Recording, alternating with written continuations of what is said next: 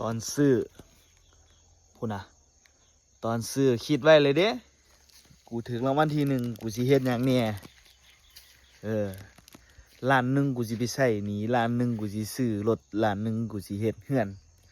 ล้านหนึ่งกูสิเอาไปเที่ยวบาทออกมาเป็นจังไดละบาทนี่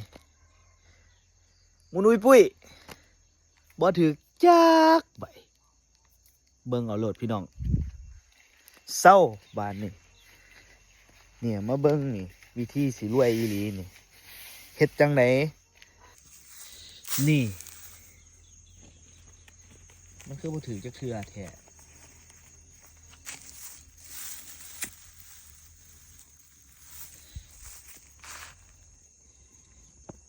ยาอีกจักเทื่อบัดนี้อย่าหาวกับมันแนวจังซี่เศร้าได้เศร้า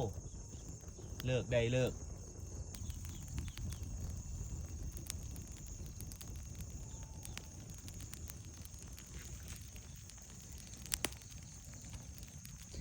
นี่กันอยากรวยเฮ็ดจังซี่